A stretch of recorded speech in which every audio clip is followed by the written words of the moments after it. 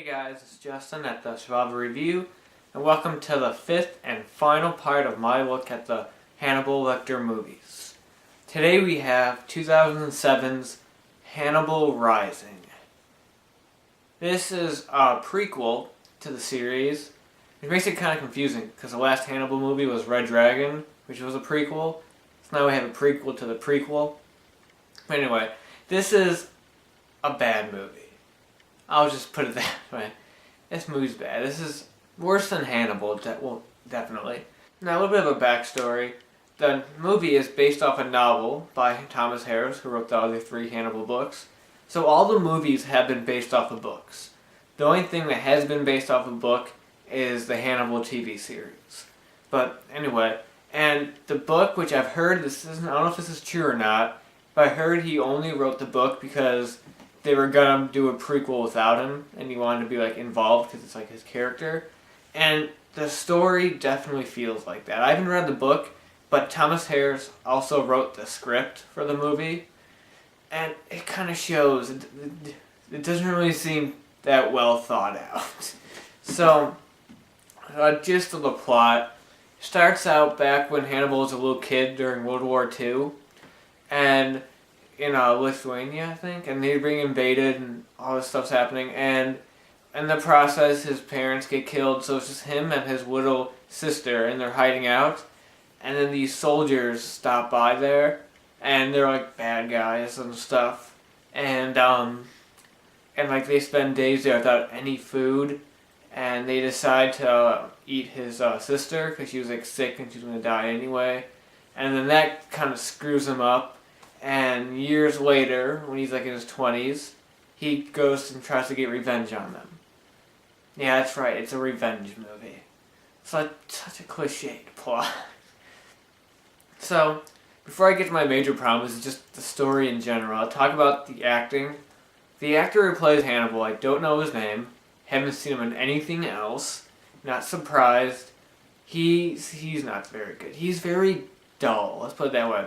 A lot of times he just has the same blank expression on his face, and I don't really like him. Like there are some definite moments where he goes full on into like Anthony Hopkins impersonation mode, and it's obvious. Like he doesn't have that role throughout the movie, and when he goes into it, it makes for a cool scene. There's one scene where he's being questioned about the murder of this one person, and he starts and he's being interrogated almost, and he starts cross-interrogating the cop, kind of like Hannibal would do.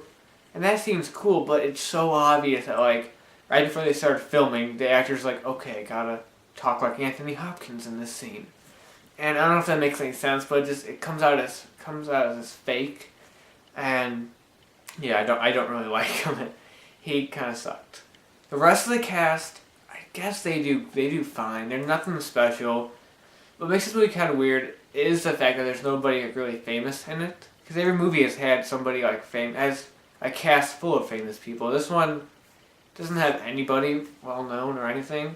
Actually, after rewatching it, the main bad guy plays the Lizard in the new Amazing Spider-Man. So I guess that's kind of famous. I don't know. But yeah, the performances are they're not bad, but they're nothing special, nothing memorable.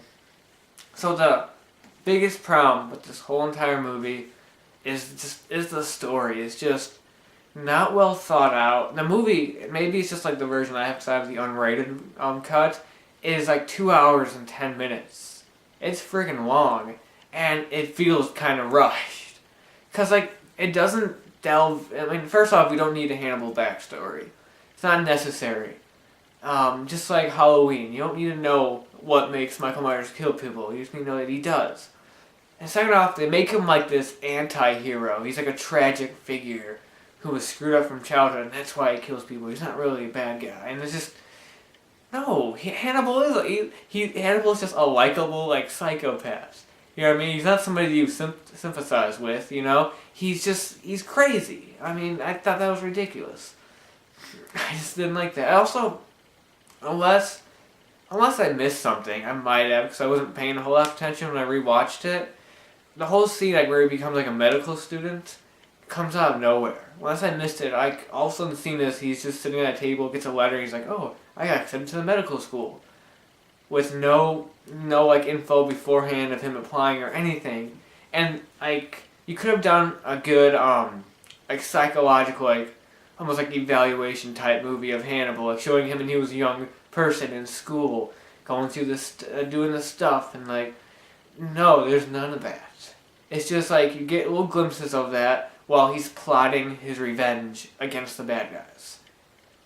That's all it is. It's really nothing special at all. Like, you don't really, I guess besides the fact that you learn about his sister thing, and the reason why he's a cannibal, spoiler, which I know you don't really care because it's not really a spoiler. The big spoiler is is that they actually fed him parts of his sister too, the soldiers, and I guess that's what kind of takes him off and makes him kind of eat people. I don't know. I just don't care. I don't need to know that. I just need to know that he's a crazy person who eats people. So I just felt it's such an unnecessary movie. If I have to say anything positive, I guess it's a pretty well made movie. Good attention to detail. Some of the death scenes are well done. Like, not the first death scene is really stupid, and there's a couple ones that are kind of interesting and well done. This movie has like death scenes, like you're waiting for the next person him to kill, like a slasher movie. None of the Hannibal movies ever did that. Even Hannibal, which had Hannibal Lecter on the loose, wasn't about that. So that was a little ridiculous. It felt weird.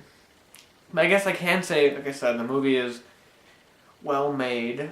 I guess I know there's really not a whole lot to it. Now, like maybe if you catch the movie one night, if it's like really late at night, you have nothing to do, and you're just flipping through the channels, and it's on, then it might be okay to watch. If you're just doing nothing and it's just on. In that regards, it's an enjoyable horror movie on its own regards. But as a Hannibal Lecter movie, it sucks. To be honest with you, like, there's no charisma or anything to this Hannibal, so nothing really to it. And seriously, what's up with the whole like samurai background? Like, what's up? What? Like, if you watch this scene, would you really think that this is a Hannibal movie? Good. Again.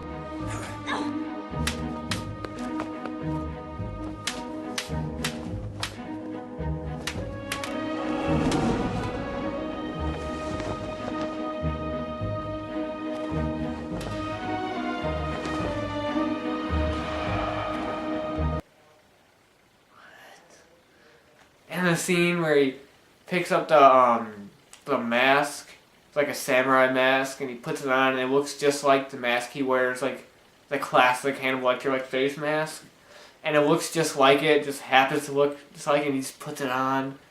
Cheesiest scene ever. What the heck, man? That was so cheesy. So, out of 10, since I, out of 10, I guess 4.5. I guess, being generous, 4.5.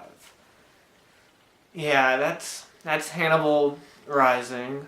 Not really worth recommending. Like I said, if it's on late at night and flipping the channels and so on, it's an enjoyable watch, I guess, as a movie. It's well made. But as a Hannibal movie, it butchers his backstory, turns him into this really weird, tragic figure that was like that makes us almost want to root for him and feel bad for him, which I thought was stupid and just all around bad movie.